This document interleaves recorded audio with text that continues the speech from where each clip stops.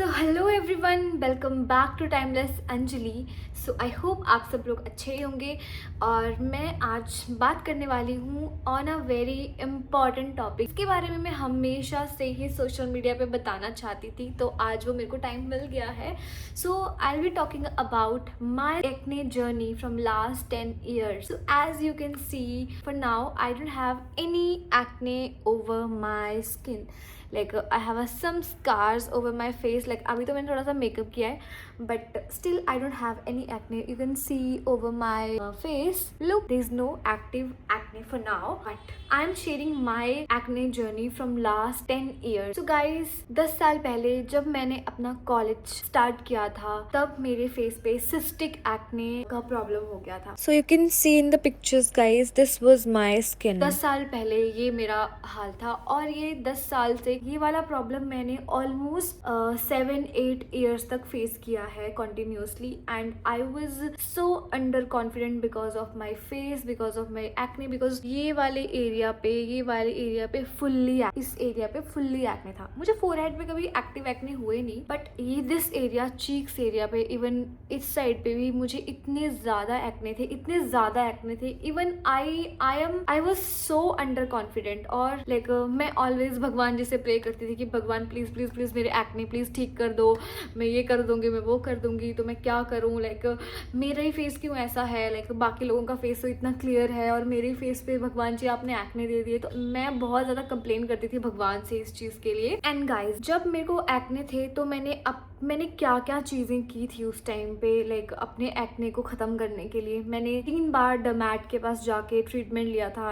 और मुझे ऐसा लगता है अब के टाइम पे कि मैंने गलत डॉक्टर चूज कर लिया था. उन्होंने मुझे एंटीबायोटिक्स दी, वो एक्ने कुछ टाइम के लिए खत्म हो गए. लाइक फॉर 3-4 मंथ्स वो खत्म हो गए. लाइक वो थे ही नहीं कभी. इस तरह से मेरा फेस अच्छा सा हो गया, बट आफ्टर 3-4 मंथ्स वो फिर से वापस आ गए. ठीक है, तो ये इस तरह का एक्सपीरियंस था मेरा. और मैंने बहुत सारे एंटीबायोटिक्स खाई, बहुत सारा फेस पे कुछ लगाया. मैं अपना फेस दिन में 2-3 बार वॉश करती थी. इवन कॉलेज टाइम में भी वॉशरूम में जाके मैं अपना फेस वॉश करके सनस्क्रीन लगाती थी, मेडिसिन लगाती थी फेस के ऊपर. तो मैं इतनी ज्यादा stress the because of my acne. और जब मैं भगवान मंदिर में जाती थी तब मैं भगवान जी से बोलती थी कि प्लीज प्लीज प्लीज मेरी ये वाली प्रॉब्लम ठीक कर दो, बाकी सब मैं देख लूंगी भगवान जी. सो इस तरह की चीजें थी और मैं बहुत ज्यादा स्ट्रेस्ड थी उस टाइम पे. और डर्मैट के पास जाके ऑलमोस्ट मैंने 30-40 आई थिंक 50,000 तक तो मैंने खर्चा किया होगा, जितना मैं कैलकुलेट कर पाती हूँ अभी. बिकॉज स्किन केयर की चीजें और स्किन केयर की मेडिसिन हमेशा कॉस्टली ही होती है, कुछ भी सस्ता नहीं होता. अगर आप किसी प्राइवेट डर्मैट के पास जाओगे तो आपको हमेशा सनस्क्रीन होगी, फेस वॉश होगा, या फिर कोई भी एंटीबायोटिक वाली क्रीम्स होंगी, वो हमेशा बहुत ज़्यादा कॉस्टली आती है. और मैंने ऑलमोस्ट 50,000 से भी ज़्यादा इवन पैसे खर्चे हैं इस अपनी चीज़ों को ठीक करने के लिए. जो भी लोग मुझे, रिलेटिव्स, मेरे फ्रेंड्स, मेरे कोई भी जो भी मुझे जानने वाले मेरा फेस देखते थे, उस पे वो मुझे नए नए सजेशन देना स्टार्ट कर देते थे कि तुम ये लगा लो, वो लगा लो, फेस के ऊपर ठीक हो जाएगा. मैंने हर एक चीज ट्राई की थी. मैंने हर दुनिया की कोई भी चीज नहीं छोड़ी थी. मैंने तो, मेरे पापा ने तो नीम के पेड़ के पत्ते लाके उनको पीस के मेरे फेस पे लगा दिया था. ठीक है, तो इतना ज्यादा वो हो गई थी चीजें. और इवन मैं इवन इस तरह से सो भी नहीं पाती थी बिकॉज मेरा जो फेस है वो पिल्लो के साथ टच होके लगता था. तो वो उस टाइम पे वो ऐसा लगता था कि पेन हो रहा है और बहुत ज्यादा. तो इस तरह की चीजें हो चुकी थी मेरे साथ. मेरे फेस पे इतने टाइम तक पिंपल थे, बट मेरे फेस पे एक भी निशान नहीं है पिंपल का. क्यों नहीं है, उसका reason is my mom. Because मेरी मम्मी ने मुझे बोला था कि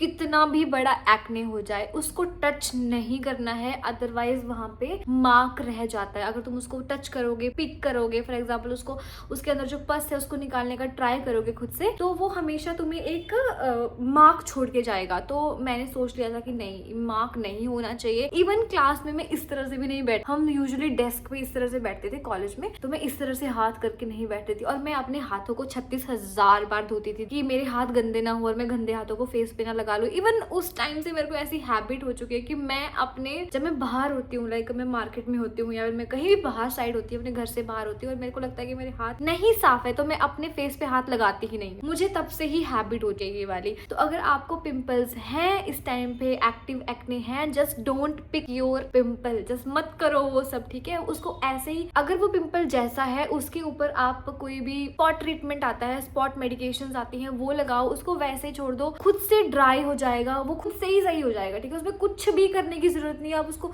हम सोचते हैं कि उसकी पस निकाल देंगे तो वो जल्दी ठीक हो जाएगा, ऐसा नहीं होता है, ठीक है। वो पस निकाल के वो ठीक होगा, बट वो मार्क छोड़ देगा ना, उसका आप क्या करोगे? उसका उस मार्क, स्किन के ऊपर के मार्क नहीं जाते, बहुत सालों तक भी नहीं जाते, ठीक है। तो आप मत करो। और सब लोग बोलते हैं, सोशल मीडिया पे भी बोलते हैं, और इतनी सारी रील्स आती हैं, पानी पियो, पानी से टॉक्सिन्स बाहर निकल जाते हैं बॉडी से और फिर वो एक्ने नहीं आते हैं। वो नहीं होता, वो नहीं होता, क्योंकि मैंने इतना ज्यादा पानी पी चुकी हूँ, इतना ज्यादा पानी पी चुकी हूँ कि उसमें पता क्या होता है, उसमें सिर्फ सुसु आता है और कुछ नहीं होता, ठीक है।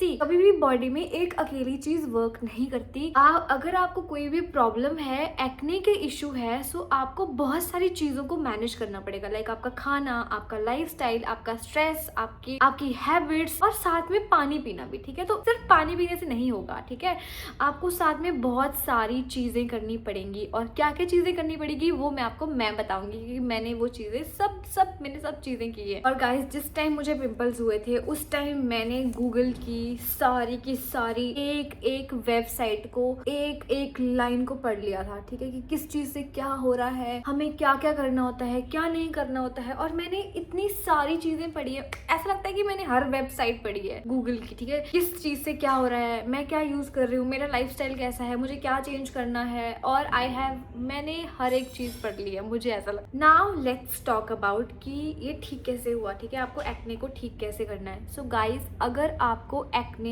है, कुछ मत करो, फाइंड अ गुड डर्मेटोलॉजिस्ट, ठीक है, एक अच्छा डॉक्टर ढूंढो अपने लिए, ठीक है। मैंने भी गिव अप कर लिया था एक टाइम पे, मतलब मैंने सोच लिया था कि नहीं, अब ये मेरे को ऐसे ही जीना है, एंड मतलब ठीक है, मतलब मेरे को एक्ने होंगे ही होंगे और मुझे ऐसे ही जीना है, मैं इसका कुछ नहीं कर सकती, ये ठीक होंगे ही नहीं, बिकॉज ये मेरी स्किन ही है। तो मैंने ऐसे एक्सेप्ट कर लिया था। बट मैं हेल्थ केयर बैकग्राउंड से हूँ, सो मैं ऑलरेडी एक हॉस्पिटल में ही काम करती थी उस टाइम पे। सो वहाँ पे somebody has told me about that doctor. So for now वो यहाँ पे है नहीं इंडिया में, वो यूएस चले गए हैं अभी। मैं उस डॉक्टर के पास गई थी जस्ट टू नो अबाउट कि मेरी स्किन ऐसे क्यों है। इवन मैं ट्रीटमेंट के लिए गई भी नहीं थी, बिकॉज हमारे हॉस्पिटल में मैं स्टाफ थी, तो वहाँ पे स्टाफ के लिए कंसल्टेशन फ्री होती थी, तो मैं जस्ट कंसल्ट करने के लिए गई थी, मैं मेडिसिन लेने के लिए गई ही नहीं थी। बस मेरे को जानना था कि ऐसी प्रॉब्लम होती क्यों है, रीजंस क्या है इसके पीछे, तो मैं जस्ट इन्फॉर्मेशन के लिए गई थी डॉक्टर के पास। ओके, सो मैं डॉक्टर के पास गई थी एंड वही एक पॉइंट था और मैंने वहीं पे उन पे ट्रस्ट किया। तो इवन मैंने अपने डॉक्टर को बता दिया था कि हाँ, मुझे ट्रीटमेंट नहीं चाहिए, आई जस्ट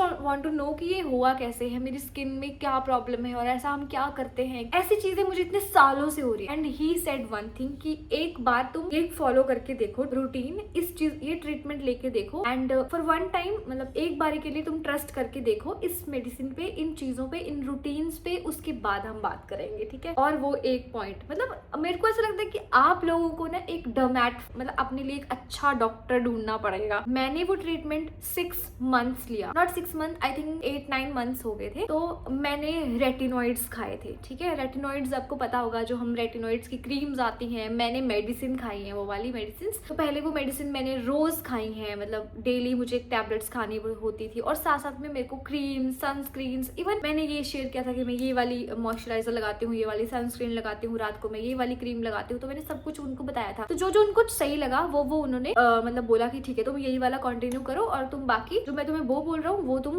करो, ठीक है। सो मेरी स्किन इतनी ज्यादा ऑयली थी उससे पहले, मतलब ऐसे ऑयल निकलता, कोई परांठे भी बना सकता था, मतलब इतना ऑयल था मेरे। बट उसके बाद रेटिनॉइड खाने के बाद डॉक्टर ने मुझे बताया था कि मेरी स्किन एक्सट्रीमली ड्राई हो जाएगी, तो मुझे ड्राई स्किन का मॉइस्चराइजर यूज करना। जिंदगी में मैंने कभी ड्राई स्किन वाले प्रोडक्ट यूज ही नहीं किए थे, क्योंकि मेरी स्किन एक्सट्रीमली ऑयली थी पहले से, ठीक है। बट उसके बाद मेरी स्किन का ऑयल गायब हो गया, खत्म हो गया। उसके बाद मेरी स्किन इतनी ज्यादा और मेरे लिप्स इतनी ज्यादा ड्राई होना स्टार्ट हो गए थे, बिकॉज मतलब रेटिनॉइड कैसे काम करता है, रेटिनॉइड एक्चुअली जो एजिंग होती है उसको रिवर्स करता है और हमारे जो डेड सेल्स होते हैं उनको रिमूव कर देता है हमारी स्किन में से, मतलब इस तरह से वो वर्क करता है, ठीक है। पर मैंने रेटिनॉइड खाई, मैंने साथ में जो भी उन्होंने स्किन के ऊपर लगाने के लिए मेडिसिन दी थी, स्पॉट ट्रीटमेंट्स थे, लाइक अगर एक्ने आएंगे तो मुझे इस तरह से लगानी है, वो मैंने वो 7-8 मंथ तक फॉलो किया। उसके बाद मैंने रिजल्ट देखे अपने फेस पे, बहुत अच्छे वाले रिजल्ट देखे मैंने अपने फेस पे। बट उसके बाद भी मुझे डाउट्स थे, बिकॉज मेरे डॉक्टर ने मुझे ये बोल दिया था कि ऐसा नहीं है कि तुम्हारे एक्ने एक्ने वापस नहीं आ सकते,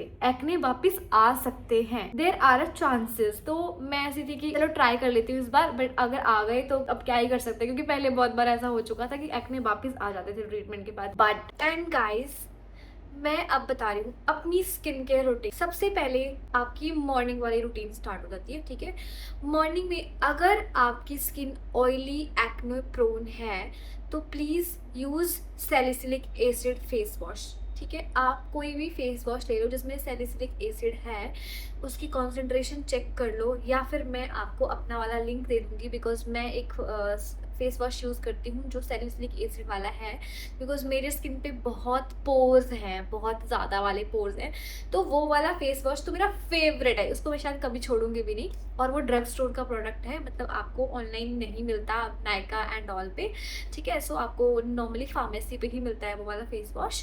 एंड यस, वो वाला फेस वॉश मैं यूज़ करती हूँ मॉर्निंग में। उसके बाद मैं अपने फेस पे मॉइस्चराइजर लगाती हूँ। उसके बाद आपको जो भी लगाना, थोड़ा बहुत कंसीलर एंड ऑल, आप जो भी करते हो मेकअप अपने अकॉर्डिंग वो आप कर सकते हो। एंड शाम को गाइज, आप जितने मर्जी थके हो, चाहे आपने पहाड़ तोड़ के आए हो, चाहे आप खाना खाओ या ना खाओ, बट अपना मुंह धो के बिना नहीं सोया करो, ठीक है। It is a very important thing. So guys, तुमने फेस के ऊपर सनस्क्रीन लगाई है, सुबह से कंसीलर लगाया है, थोड़ा मेकअप किया है, ब्लश लगाया है, उसको रिमूव करना पड़ता है शाम तक, ठीक है। उसके बाद आपकी स्किन ब्रीथ कर सकती है अच्छे से। उसके बाद आपकी स्किन को टाइम मिलता है कि वो हील हो। रात को जब हम सोते हैं, जब हम रिलैक्सिंग मोड में हो, तो जब हम रात को सोते हो, अगर आप सनस्क्रीन लगाते हो डेली, अगर आप घर पे हो तब तो चलो स्किप कर सकते हैं हम सनस्क्रीन, नो वरीज। बट जब हम बाहर हैं और हम रोज बाहर जा रहे हैं, पूरे दिन पे जब हमने फेस पे कुछ ना कुछ लगा के रखा होता है, वो आपको निकालना ही पड़ेगा, ठीक है। मेरे से जितना मर्जी पूरा दिन काम करवाया हो किसी ने, बट मैं बिना फेस वॉश किए हुए,